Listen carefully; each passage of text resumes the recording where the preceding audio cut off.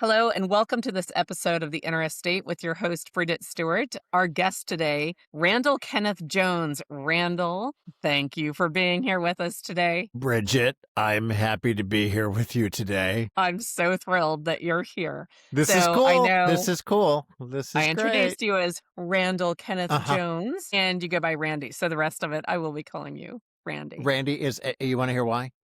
I do want to hear why, yes. Okay, so it's Randy Jones, not Googleable. Very difficult to be Googleable when you're Randy Jones, especially. And bless his heart, there was a pitcher for the Padres, San Diego Padres, who was named Randy Jones, who recently passed away. I never met him.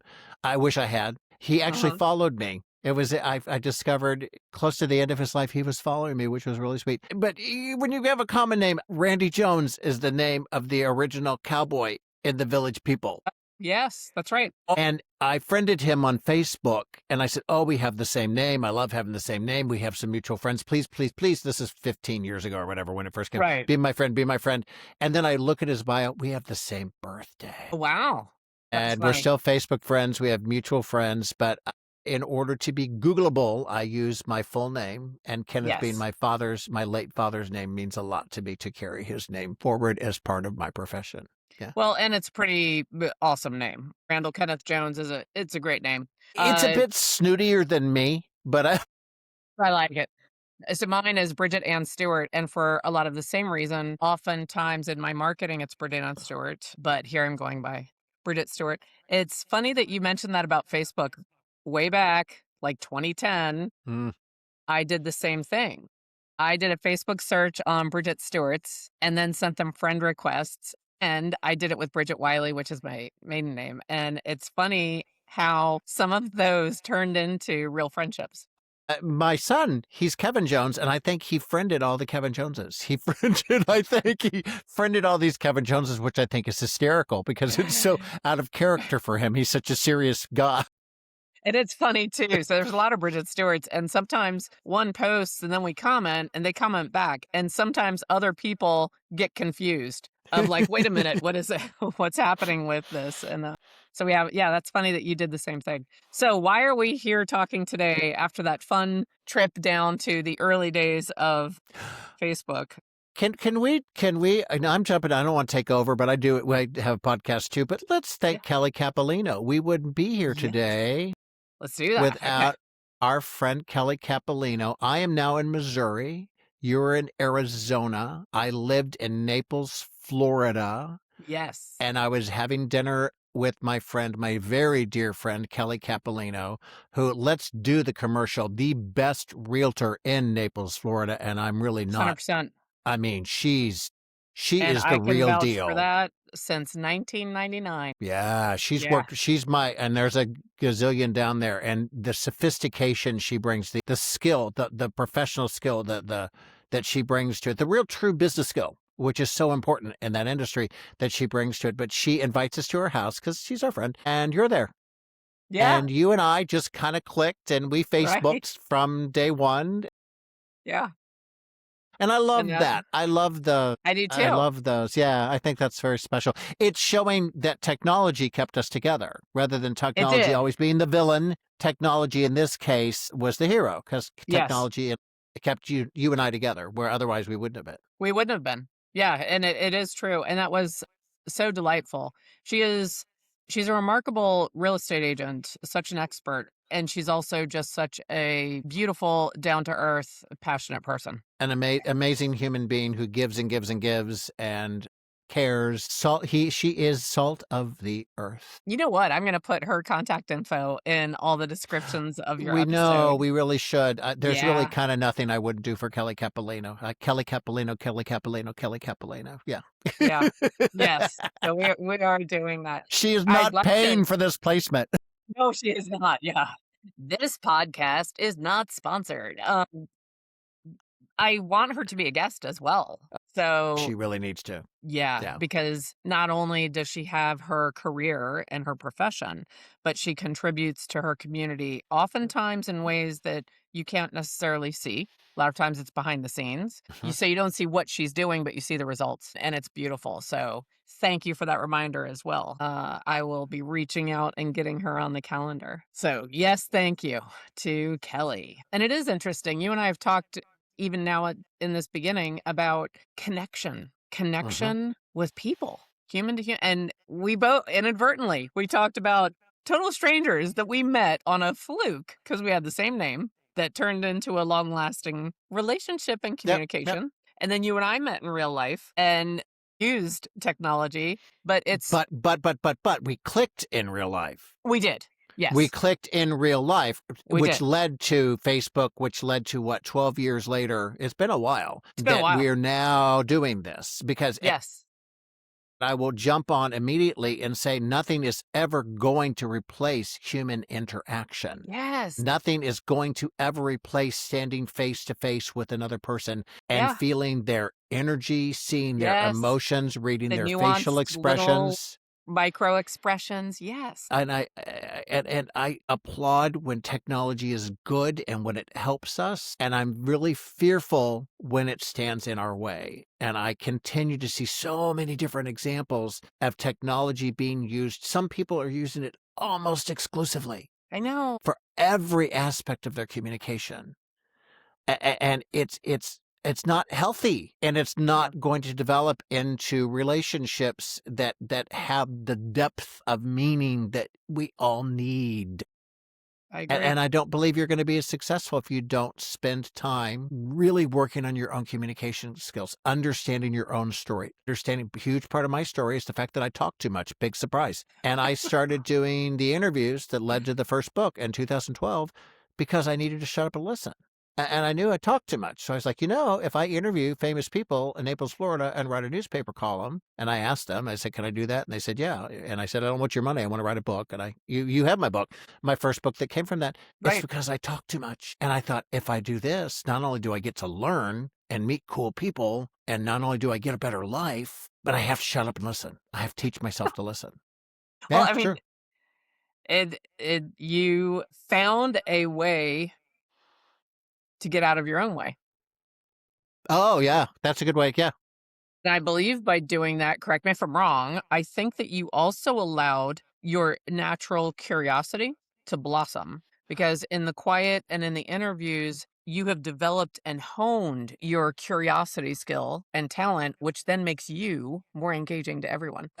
And I would agree with that, and I've never, ever thought of it that way before. But the other thing that's interesting is my interviewing for the newspaper that became book one, that became book two, that became my podcast, started when I was 50. Wow, I was 50, and I'm 63. that's incredible. Yeah. And so curiosity, lifelong learning, legacy, truly trying to leave a better imprint on the planet, trying to look for my mantras to that I try to look for the best in people. And So that's the way I choose to live my life. I think that that is remarkable. And if anyone's listening to this podcast right now who has ever had the thought to themselves of, I'm too this or that, I'm too old, I'm too blank, I'm too, whatever limiting belief you might have around yourself, Randall Kenneth Jones, you're an example of, you can start when you're 50. I got you a better one. Got you a better one. And it happens to be right here. Spent Patrick an Ryan, hour and a half on the phone preparing interviewing Patrick Ryan, who I just happen to know because his mommy worked with my husband in Virginia.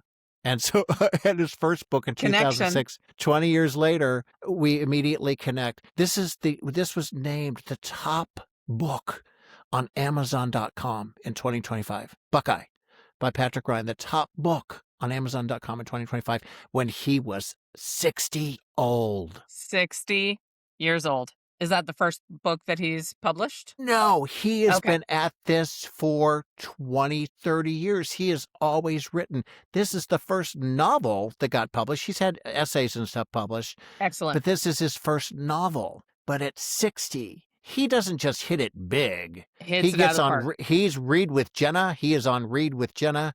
Everybody loves his book. It is incredible. And he's my friend now. That's nice.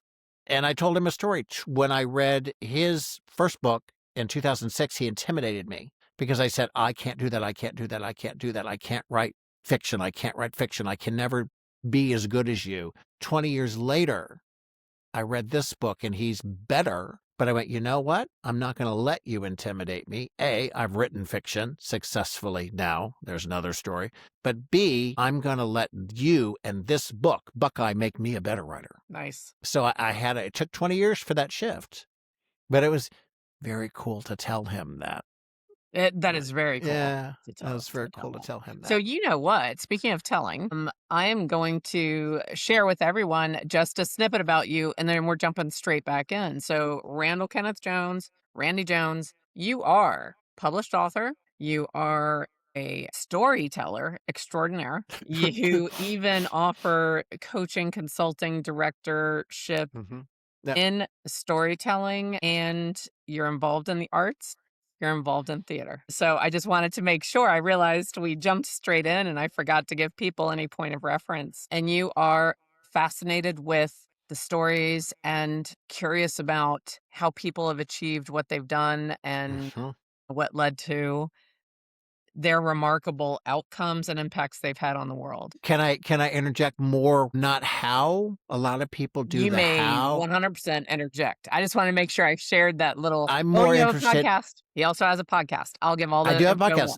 On the Nose, On the KNOWS. And nose. now, of course, I named it that because my nose is huge. But I mean, it's onthenose.com. I'm more interested in the why than the how. Okay. A lot of people focus on the how. Mhm. I focus on the why. Why do you say this? Why do you feel that? Why do you think this way? And then I actually have learned to listen. I listen. And if you understand why people feel as they do, and you take the time and you dig and you make the first time you say why, you may get kind of a surface answer. But if you keep kind of finding why, if you dig down, and you find the real truth behind a belief, usually you can understand it better. And we're in a world where opinions and thoughts are so divided. And I do not want to talk about politics. Right. But the more we understand why, the more we can find a way to live together better. And I've Yes. seen that and I've lived that. And that's true. Yeah. So, in your opinion, why is that why so powerful? It's interesting. I'm not sure that many people put a focus on. Like I said, I think they're more about the how and they're less about the why. But I think that's where the story is. The story is the why. There's a how-to book, and a how-to book is to put, slot A and slot Right. B and that kind of stuff. The Mhm. why-to book, there's no such thing. The why-to Yes. book is what I write. Why you do what you do, and maybe then how you can be better. If I can help anyone through this discussion, if I can literally help one person have a different perspective on any aspect of their life from this podcast, one person leaves this and says, you know what? I can listen better. I can come out of my shell. I can tell my story. Right. One person, then I had a phenomenal day. That's how I feel as well. Yeah. Oh, yeah. I Yeah. had a great one person. And I had a really great day. Just if the ultimate why that you need to know is why you do what you do. It's one Yes. thing for me to ask you. It's one thing, Bridget, hey, why Bridget? Why Bridget? Why Bridget? I've asked myself the same question. And since I was 50, I've been on that mission to understand me, as they say, warts and all. And I'm not afraid of that. I'm not afraid of me. I'm not afraid of the mirror. Mhm.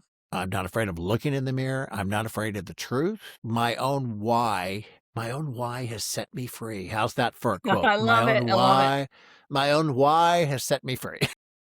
I'm gonna But there's steal truth in from it. I'm stealing from Wayne's World. We're gonna go back in time, and we're going My back in time. Those of you that are listening, I'm doing the wavy fingers, but I'm God. sure the YouTubers and Rumblers enjoyed that. Let's go back to Randy Jones at the age of 49. So, what was happening prior to your major connection to that why that brought you on the path from 50 forward? Oh, What no one's ever led asked to me that. you Oh. discovering that? Opportunity presented itself. Opportunity was there and I seized opportunity. I had moved a couple years prior to Naples, Florida, after 25 years in Northern Virginia. Okay. Being part of my community that I live in has always been important to me, and I think Mhm. it should be important to everyone that you find your way to contribute or be involved. And I'm in Naples, and I don't know anyone. Literally, I mean, I'm meeting people, yes, but to even make it even more harrowing, 3 days after I was there, I'm in an emergency room Oh, wow. having a panic attack, which I thought was a heart attack. It was a panic attack over all of the change that I was. So I'm in an emergency room in a town I just moved to without any medical team behind me. Mhm. No doctor to come to the, I mean, doctors were there, Right. but so that But sense not of I your had doctor that knew you.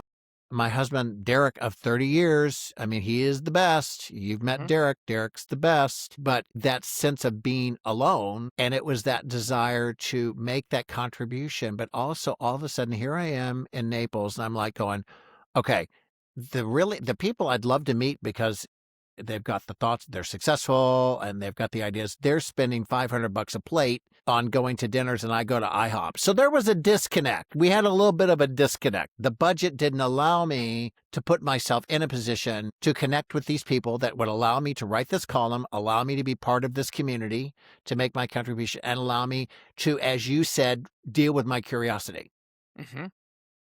And I cracked the code by doing the column for the newspaper, meeting the people. I could still go to IHOP. They could still spend $500 a plate at their gala. Right. I could still meet them. I could learn, but it was the genesis was fitting in and contributing. The byproduct I didn't expect was a passion for the new life I was discovering. I didn't really, and no one's asked me this. No one's ever asked me this. So thank you, because this is a big, you asked a good why question.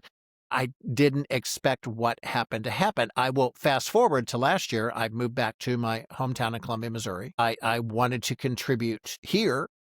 I Mhm. spent about a year. I only did 4 podcasts in the year I'd done it. Susan Bennett, the original voice of Siri, is my Right. announcer. Right. Susan and I have done this show for 7 years, and I was I lost my way. We've been here a couple years now. I spent about a year really trying to find my way here, and then all of a sudden I realized what I missed. What I missed was the connection. I missed the interviews. I wasn't only doing 4 shows. One was John Quinones from What Would You Do? It's And so that was cool. just the best. I mean, Yeah. what would you do? What you do when you don't think someone's looking? I mean, you don't can't get better from a lesson than that. And I found, wow, in my desire to follow my former path and try to connect, I lost what was most important to me. And that was this. Right. That was talking to people, that was sharing with people, that was learning from people, that was meeting new people. And I came back to it with an extraordinary passion, a very renewed passion for what it meant to me. So even what I do now on the nose, on the podcast, means more to me now than when I started 8 years ago with Susan, with Siri. It's amazing. Yeah. So, I gotta thank you. You're asking me stuff that really is very eye-opening for me. So well, good. that's wicked cool that you're doing that. So thank you. Thank you for that. Well, I'm glad to hear that. And that passion, so you reclaimed the passion. I would like to ask you if you can share, because there's the cliche, you can't go back home again. And how has it been going back to your hometown? Is it what you expected? Is it different? Like, what has that experience been like? And do you agree with the cliche now? Or do you think you can always go back, return to paradise? I was gone for 39 years. This lived here for 21, from 62 to 84. Okay. It's a long time. I had an emotional connection to Columbia, Missouri that it no longer had with me. So Unrequited. I had a love affair with my hometown, and my hometown had moved on. I have friends here. My friend Right. Sarah, my friend Joy, my friend Robin, my friend Karen. I have friends here that are my friend Sherry, and I go like, who am I not going to say? And they're going to go, why didn't you say me? And I know I'm missing people, but I had friends from back then. I had friends that were there for me, but I was still in a community of people who didn't know me. They didn't know anything about me. I have not found the community to be terribly welcoming for whatever reason. They're happy with the status quo, whatever. And all I want to do is contribute. And I've been in situations where I've said to people, I'm trying to contribute, and I don't feel like you're being welcoming. I've been candid and polite. Keep it. One other thing you need to understand about me, and I'm not saying I'm perfect at this. One of my best friends is Peggy Post from the Emily Post Institute. Emily Post wrote a book in 1922 called Etiquette.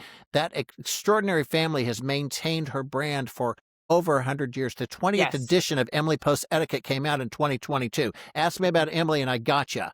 Mhm. And one of my best friends is an etiquette maven. She was the modern day Emily Post for 20 years. So courtesy and thoughtfulness is what I strive to do, Yes. and I fail. I fail. Oh, it's very hard to do that. I failed with her all the time. Oh my God, I put my elbows on the table. I've spoken with my mouth not full, but not empty. I practically spilled on her, and she has been, I'm a disaster around her. It's like, if anything bad can happen, I haven't farted in her presence, thank God. I'm like, no, I mean, she would forgive me anything because Peggy Post measures people by their hearts, not by Right, their right. activity. Oh, Not by the fork they pick up. yeah, yeah, Yes, exactly. And if right. I also, oh, and I can call her and ask her anything. And to this day, that poor thing, she Mhm. retired. There's more posts, a new set of posts now running the show. Poor Peggy has to put up with me. And so it has been challenging. But like I said, the relationship I had with, I think what it is, and I've not stated this before, the relationship I had with my hometown, it no longer had with me. Yes. And I think that's when you go home anywhere, I think most people are going to encounter that, because I Yeah. think in some ways you go home and you expect the marching band, and the key Right, to the city, and they're all so glad to see you. And right, you're more of a like, who are you? right. But it pointed me back, and I'm still involved, and I've met wonderful people, and I celebrate Columbia. I celebrate what Columbia is trying to do, especially artistically. I've met some extraordinary people, but it also was such a great, great, great chance for me to learn, because I pay attention what's happening. I pay attention to what's happening in my life. What am I learning from this? What I'm learning is I missed what I was so passionate about before, and that helped drive me back to what I needed to be doing, what I needed to do for my soul. That which is great, and that's reconnecting with the On the Nose Mhm. podcast and interviewing and finding those people, both famous, slightly famous, and everyday, that have those incredible stories to share. And it's crazy who says yes to me, and it's crazy people think, "Oh, you have to be famous to be on your show." No, you have to have a good story, Yeah. and most of them have some sort of notoriety in their Mhm. niche. Yes. But yeah, I mean, Erin Brockovich has been on my podcast 4 times. I met her in my first interview. We bonded. We're both from the Midwest. We're basically the same age. And she's one of my best friends. She's as dear to me as she can be. I wanted to meet Pat Benatar in 19. Oh, I had, this is at the beginning. We're talking about album covers. People who are Right. listening, I'm showing the Pat Benatar's Get Nervous album cover. And I'm in college. Shouldn't surprise you. I'm doing singing telegrams in college. That was Oh, what I did for that's money. awesome. Yeah. That is And I'm a awesome. singing chicken, I'm a singing clown, whatever, and Right. balloons and stuff. Wanted to meet Pat Benatar, sent her a singing telegram. It worked. Excellent. She was so gracious and kind about the entire process that she changed my life. She made me realize what I could do. I 33 years later, I was backstage to interview her for my column in Naples, Florida. And I slid a copy of the telegram that she had signed, because she said, I said, "Will you sign my copy of the telegram?" And Pat Benatar said, "Only if you will sign mine," which is Aw, class. Oh, so that's classy. awesome. I'm 20 years old. I mean, she's just so classy. So 33 years later, I'm slide this copy, and she looks at me, her mouth drops open. She goes, "I don't just remember the telegram. I remember you." That's amazing. And she's my everything. Mhm. She is my everything. I will share with you one of the things she said to me is my fiction book, Ruby. Very much, I'm having a lot of fun having discussions about what a movie of that could look like. Right. And I'm having meetings that I never thought I would have with Mhm. people I never thought I would meet. I do not have a deal. There's not a meeting coming out. Don't get all excited. Randy has a movie. No, Randy is thrilled that he's playing in a playground he never thought he'd have access to. And if you happen to have an interest in securing rights to it, reach out. I do. I have You never everything. know who's listening. We don't know who's listening Ruby. to this. There we go. Yes. It's fiction, and I actually have that, and I'm having these opportunities to have these discussions, and it's been absolutely extraordinary. I think it's great. But what are your plans moving ahead? So when you think about where you're living, and as you said, you're very connected, you love what's happening in the arts. I'm excited to hear that it's a city in the Midwest that is flourishing and attempting to grow and change and Oh, all yeah, of it's a that. college town, so Yeah, that gives it a so very that's exciting. special edge culturally and artistically, absolutely, Perfect. and I love Right. So that about that's where we great. are. But when you and Derek think about the future, any thoughts around that of where what you might do or what you might consider? Or are you blooming where you're planted at the moment? What okay, something's happening that I didn't expect. God, you're taking me to all sorts of new wonderful places, and I love that. I'm 63, and whether I realize it or not, all of a sudden okay, I'm gonna have to back up. My father, at 66, 30 some odd years ago, called me and said, "This retirement thing is not all it's cracked up to be. You can't do this." Correct. Yes. Yeah, yeah, you this is not for you. So for decades now, I've had my father going, "You're way too high strung, you're way too high energy." I knew what he meant, Yes. and you need to figure it out. Well, now I'm looking at retirement, and people celebrate retirement, and I want to celebrate for them, but part of me sad because I don't want to do that. Right. If I'm not creating, I'm not living. I'm just not.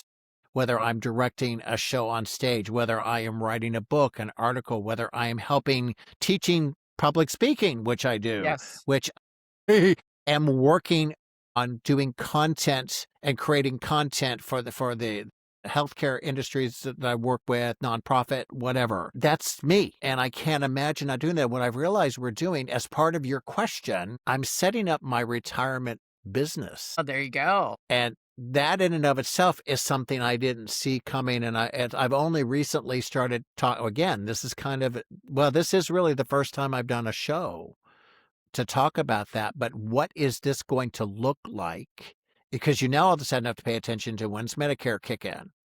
You know, what do you need? What's it going to look like financially? You work with your financial planner and you have all these discussions about what do you have? What do you want to do? Where do you want to go? And how are you going to maintain? And I've maintained the whole time. As long as I can make a meaningful contribution and I can create, I'm gonna. Good. But it's looking at it's Randy Retired Inc. That is fascinating, and Randy Retired Inc. is pretty cool because everything I've done has already been pushing me. I've run my own company, consulting Right. business, Mindzoo, Mindzoo, Mindzoo, gee, go, it fits, for 25 years. Hmm. So for 25 years, I've been going down a path of, as an entrepreneur, as a solopreneur at times, Yes.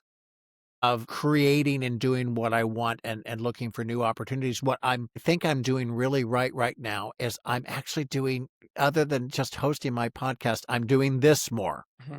I said, you know what? The best way for me to get my word out is for me to guest on other shows. So you're like, since I kind of made that decision, you're the first one. I Oh, mean, I've been good. on other shows, but you're like the first one since I kind of made you asked a question, I made a conscious decision. I'm going to be on more podcasts. And once I made that decision for 2026, you're the first one that asked. And I enthusiastically said yes. So that's just perfect. Yes.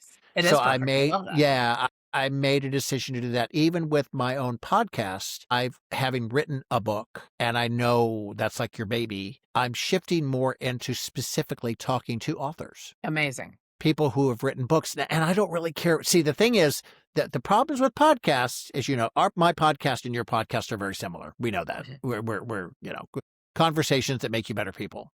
That's what we're both doing. And I love Right. you for doing it. You love me for doing it. We're good. So, but you still want to find your niche. Yes. And they yell at you if you don't find your niche. Well, you know what? Hashtag nicheless. I don't want to live in a niche. We don't need no stinking niches. No. I don't want to live in a niche. Yeah. So if my niche is arts and humanities, the humanities include publishing. The There you go. humanities include, I mean, you think about, well, books. it includes Right. books. That would humanities is pretty big. If it's arts and humanities, my friend Robin Hauser is a documentarian. She does a documentary film. She's brilliant, brilliant. Robin Hauser on medical on egg freezing. Oh, Well, I okay. don't know Yes. anything about that, but I don't want to live in a niche. So if I want my show to feature my friend Robin's documentary on what's happening in the world with fertility and women and freezing their eggs, and that was a brilliant movie. It's called Thaw. I want to do that, but I Right. still am under my umbrella. I'm in my niche Yes. of arts and humanities and books and things like that. I'm in my niche, but I'm still able to explore broadly within that niche. And that's been really that every time. I mean, how insanely cool somebody writes a book, I get to read it, and then I get to talk to them. Who Yeah. gets to do that? I get to do that. You get to do that. Yes. Yeah, I get to do that. I saw on CBS Sunday Morning, a gentleman, David Lubin, he'd written a book on the 75th anniversary of the movie Sunset Boulevard. I love the movie Sunset Boulevard. I'm Right. obsessed with the musical. I love it.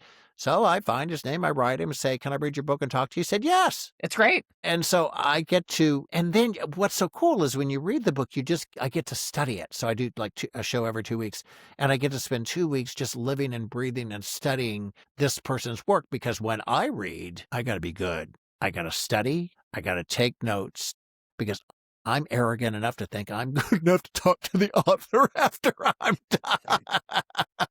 No pressure. But if I were to say to people, read the book as if you're going to speak with the author. It changes how you read. And let me tell you, it changes how you read it, because I have to spend so much time. A gentleman named Mark Malkoff did my show. He wrote a book called Love Johnny Carson on 30 Years of the Tonight Show. It is a brilliant book. And he changed me, because one of the things his book explored and Love Johnny Carson was the prep. It looked so effortless. And even though so much of it was spontaneous on Johnny Carson's part, there was a lot of planning that went into the effortless appeal of any of these talk shows. As a Right. result of that, he's even taken me up a notch. I was like, you Good. know what? I still want to Good. be conversational, but I'm going to take tips from this book from Mark, and I'm going to plan even better, and I'm going to be even better prepared. And I got tips from Johnny Carson. That's great. Tips.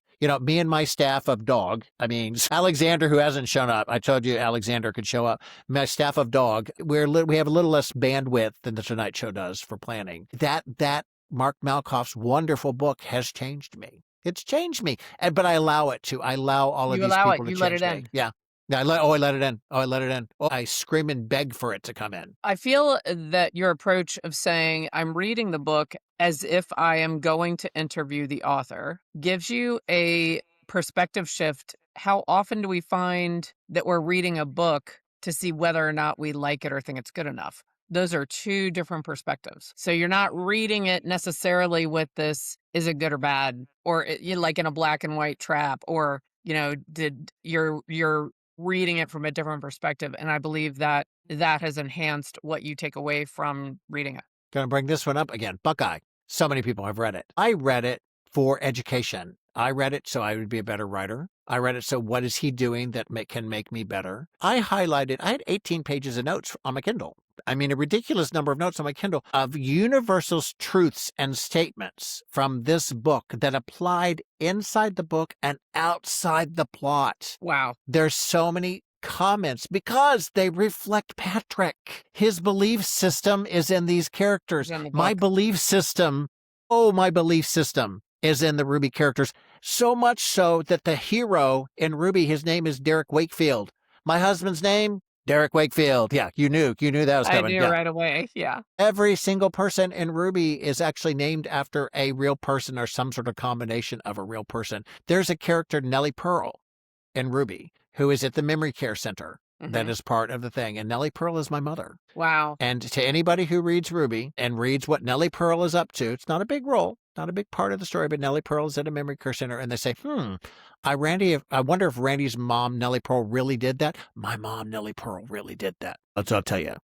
Okay. That woman she was a character, as they would say, and my mom really did that. But an author's belief system is so often reflected in their fiction and their nonfiction. Right. And finding that belief system in there is insanely cool. Well, mentioning your mother, and the Randy's whose retirement. picture is everywhere. I'm not sure how big your there's pictures of mom. The ones are I'm not sure how wide you're getting, but there are It's literally pictures of my mom. My mom was ridiculously gorgeous, and there are pictures of her all over the bookshelf. yeah, She was I've got some of insanely mine on beautiful. here as well, Yeah. and my one of my favorites, it's a picture of my mom and, my son on a train ride in Colorado. There's a crossover in points with Randy's Retirement Incorporated. It made me think about my mother. So she very similar to you and sounds like similar to your father and similar to someone else in this podcast room. She realized she reached a point where a lot of her friends and a lot of people were retiring, and financially she did not have to work, which anyone listening, I understand that's a Uh-huh. component of our conversation. I understand that. She didn't have to work financially. However, she realized she loved knowing she was needed somewhere. She loved knowing she had somewhere to go and a purpose. She loved keeping her technology skills sharp and on point, and she became very quiet about how old she was, which she's of that generation where she always was quiet about how old she was. And I'm going to share with everyone, she worked full time because she wanted to and because she enjoyed it. And she was part of the heart and soul of this defense contracting firm where she worked Mm. until she was 83. 3. And I believe it kept her young. She is now still living independently in a house she had custom built for herself after my father passed and all 5 kids were up and away. Still travels, still drives. She's 89. I don't know if You I'm hit supposed to say her such a age, but nerve. Can y can can I jump on it because you just hit such a nerve with me? I saw a book was available called The Mattering Instinct by Rebecca Goldstein, and I hope I have the name right. mhm. Uh, and I was like, it's about our need to matter, Yes. to be valued, to be loved, to feel important, and that's what goes away. I mean, I've talked to, and I won't say who, but I've talked to very famous older people in my line of work who are lonely, and they're Yes. famous Yes. and they are Right. lonely. And I wrote this, Rebecca, and I said, my keynote is called The Importance of Importance. So kind of my umbrella on one of my major keynotes is that's our need, that we need to be valued. I lived in Florida. Florida taught me how to age. And Yes. let me tell you, these people needed to be valued. And sometimes they would, by God, tell you how important they still were because you had the retired CEO that would not realize you have to stand in line with everybody else. And they didn't That's always like right. it. Right. Right. They didn't always like it. But it is a need to be loved, to be valued, to be important, the important of importance. But then I take it a step further by trying to take the time to understand what is important to Bridget.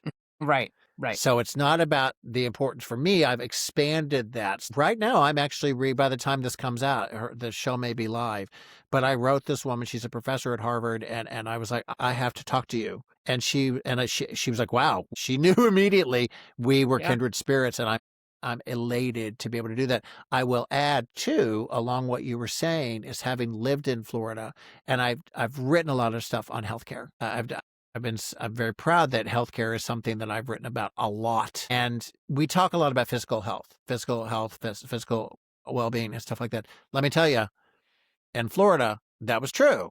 But mental well-being, being involved, learning, Right. being engaged, the happiest people were those people Yes. that were engaged and involved and not going to. And I had a lot of people I would run into. You'd be on a board and they'd show up like you're so lucky they're there. Uh-huh. And we are.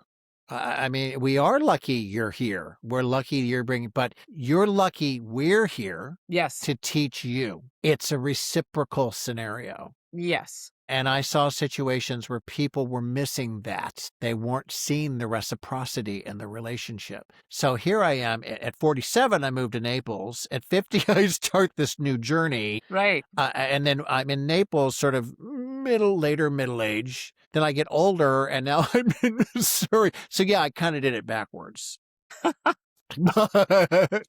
But, even to swing way back, what the future holds for us from a standpoint of where on the map are we going to be? I don't actually know where we're going to be literally where we're going to be emotionally are different things. So we're more attuned to what do we want that part of our life to look like in a more global sense. And as Excellent. long as I have Wi-Fi and reasonable access to an airport, I'm pretty good. So when it Me comes too. right down to it, Derek gets whatever Derek wants. I will go where Derek wants to go. He's, really I had a 5-year-old and a 6-year-old when we met, and he came into that, and that's not something he wanted. He didn't really say, "Oh, yeah, let me be a soccer mom." I mean, but so he really did so much and has continued to give so much and allow me and support me and be there for me. And all of my whims and all my creativity and all the time I spend away while I'm working on this project or that project. For one thing, thank you, Derek. Secondly, where we go is up to him. I want that to be for him. I want that to be for him. That's awesome. Side note on your father. Did he find a retirement career? No. No? Okay. No, no. Born and raised here, funny, wonderful man. His little group, his coffee group at the mall, they were so good to him. Frank from the coffee group at the mall.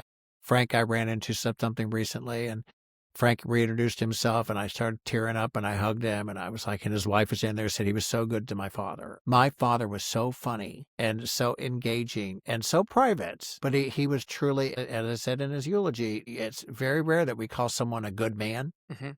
Think about when was the last time you called someone a good man? My father was a good man. No, he didn't find the job, and he was lonely, and he had a tough time. My sisters were here. They worked so hard to make sure that was not the case, but also you can only do so much when he's choosing to be Correct. alone. He was choosing Correct. to be alone. Yes. He cared for my mother, for 15 years. He was doing it Mhm. by himself. He's a godsend. If I can please really quickly do a shout out to Janet Ivanovich, author Janet Oh, Ivanovich, yeah. Of course who you is can. my friend, lives in Naples, who I love, and I'll tell you why I love Janet. Okay, this is where we get him. One year, I called Janet, and I was like, "Can you sign books for me to give your books away for Christmas?" And she said, "Yes." I said, "Can you sign 26?" She says, "Yeah." So I'm buying up all the Ivanovich I could find all over town. I Right. go to her house, she signs them. I asked my dad, he reads 2 books a year. "Do you even want one?" He said, "Yeah." So he actually was tipped off it was coming. 2 weeks after he got his signed Janet Ivanovich Stephanie Plum book, it was like number 20 because they're in order. Right, right. He said, You can tell that, Janet, that was the funniest book I ever read." Oh, And I was like, "You read it?" Long story short, in 6 months, he'd read all 20. My sisters were running out, like, trying to score drugs, like, "Dad needs more Ivanovich. Give me more Plum." I mean, they're, like, going to we the can't library. They're source a trying to buy, thirteen. we need to Where is score it? Yeah. 13, a 7, and a 9, and I'm a Virgo, and Dad's reading them out of numerical order, so I'm losing my mind that he's Oh my reading them out of goodness. order. Yeah, I know. Terrifying. He became a bibliophile at 80. It's great. He just became a voracious reader at 80. And I had so many. Randy Wayne White sent him books. My friend Susie Weinert would send him books. Janet, I told Dad before he died, I said, "You do understand when you got a book signed, it was from Janet, right? You knew Janet sent that to you." He had forgotten. I said, "No, that wasn't for me. Those were from Janet." Right. Because I told Janet, I said, "You changed this man's life." And she said to me, her job was to make people happy. If you felt like you had a bad day and you wanted to kick the cat or yell at the kids, it was her job as a writer to make you happy. My father's job was to take care of my mother with Alzheimer's. And Yeah. Janet Ivanovich made him happy. That's awesome. She changed his life. And I love her for what she did for him. I'm sure that And I think it had so much to do with his mental capacity. I'm so convinced that he was so on the ball up until the very end at 92. He became more foggy at the end, which I think is Mhm. going to happen no matter what. But he was so on the ball up to the very end because he read and read and read and read, and he worked his mind. He was curious. That's awesome. And that's a Yeah. gift for Janet as well.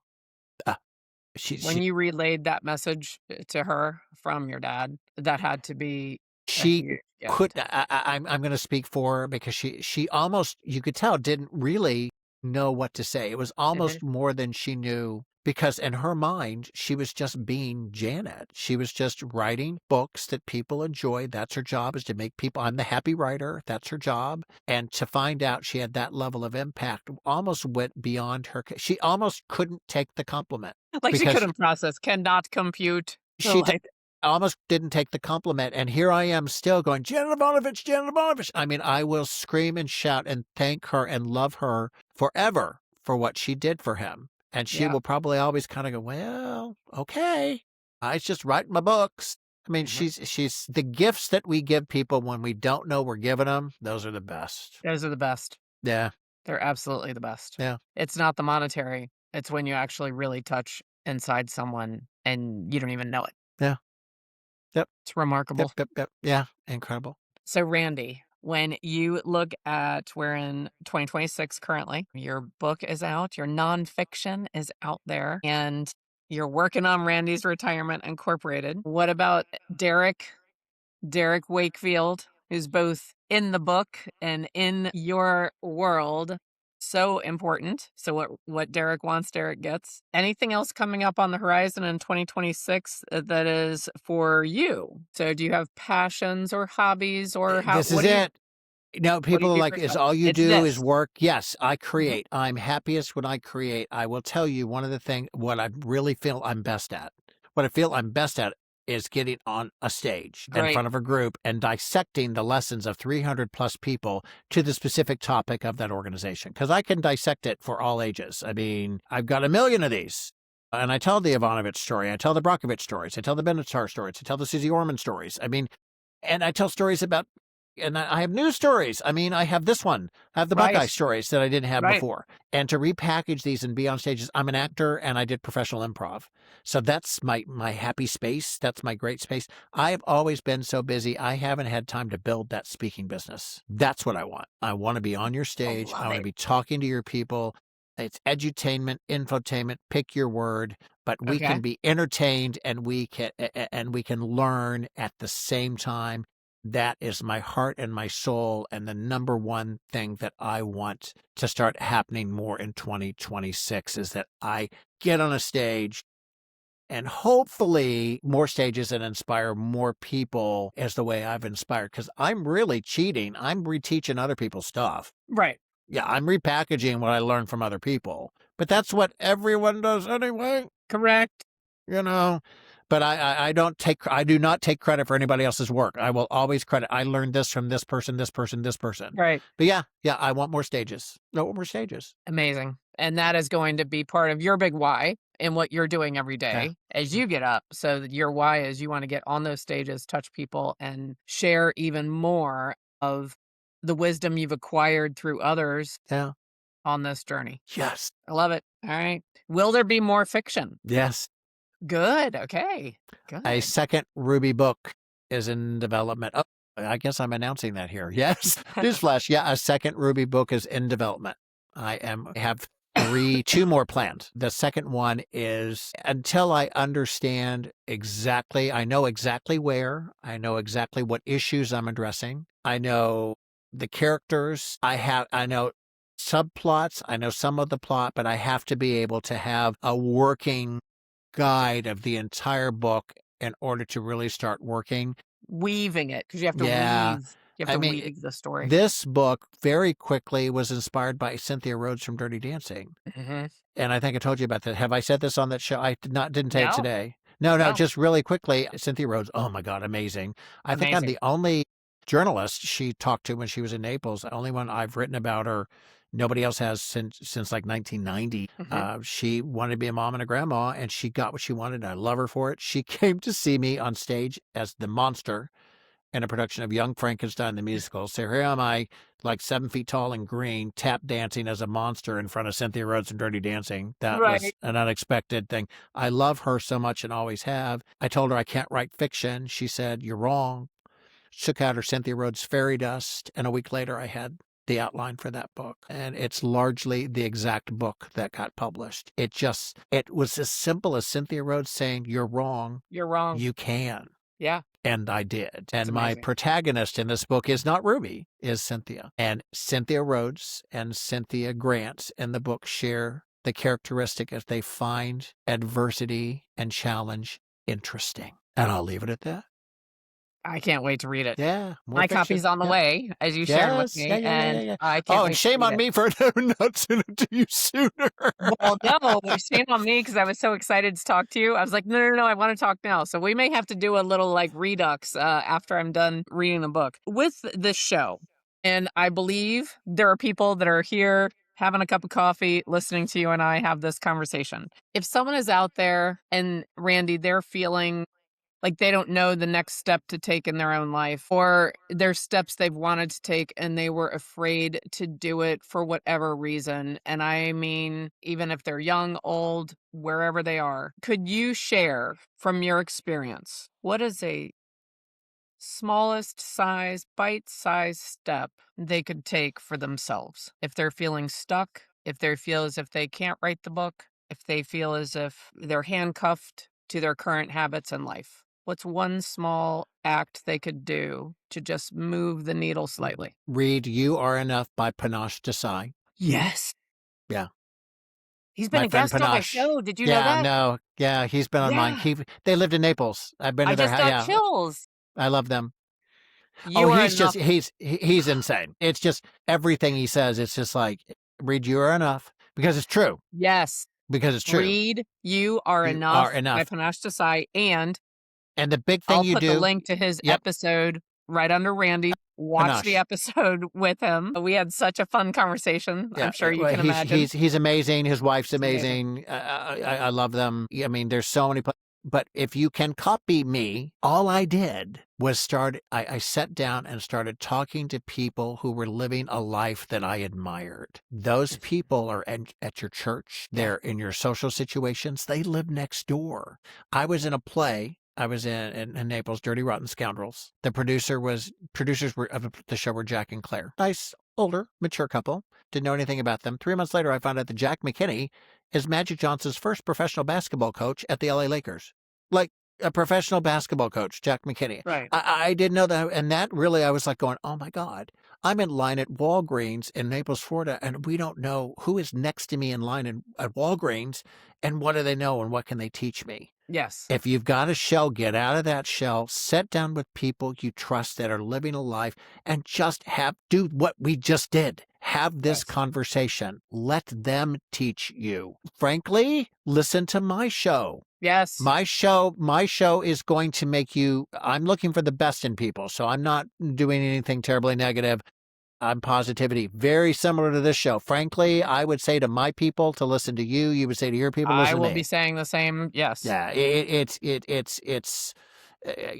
so much, but listen and take action. If you listen to a show and you don't take a note and you don't do anything, nothing's going to change if you sit on your butt. That's It right. really isn't. It's only going to change if you take action. Right. And I'm not saying anything new, but I'm trying to put it in real, like, no, do it. Do it. Actually do it. Actually do it. Make the change. Take the advice. No one ever gets to tell you you're less than. And I know you've heard that before, but you are not. And if there's one thing that comes with aging, by God, we know that. Yes. No, we are so equal. We're so profoundly equal. Right. Profoundly equal and deserving of the same opportunities. We really are. Well, this has been a remarkable conversation that I could keep going on with for hours and hours. Thank I have you, to thank you. You Randy. took me places. You really took me places I haven't gone. Oh, good. And you asked me stuff I've not been asked. And you made me think. And you did a Well, lot of good. why. You did a lot of why. You did more why than how. You did more I why tend than to live how. in why. Why is a great place to live. Yeah. How was a good one. Because my answer to your last question was a lot of how. What was a how? Yes. But the why is so Because, well, you I think you believe in know yourself. this because you know people. And you and I probably have had times in our life, all of us have had a time where we are in the situation I'm going to say.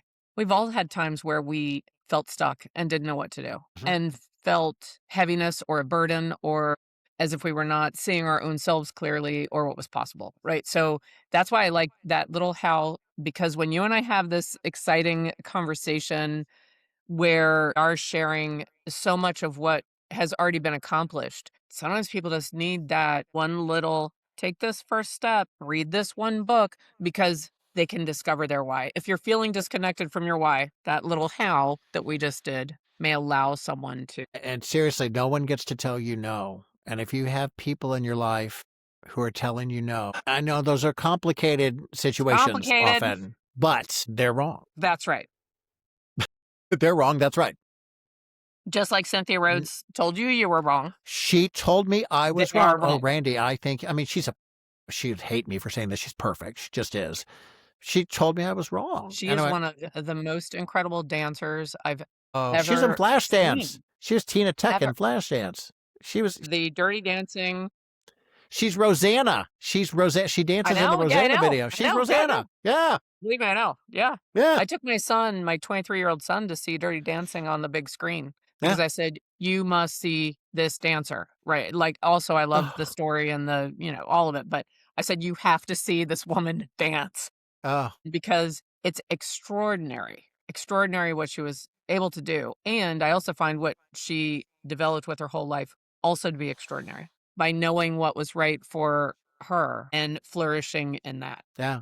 Yeah. Oh, she did. Yeah. And she followed the path that she wanted to follow. And that path took her right out of Hollywood. Yes, it did. Yes. And it Yeah. did. And it's kind of cute because I'm the person who interviewed her and now I'm opening the door to this again. People send stuff to me to send to her. And yes, I do send them.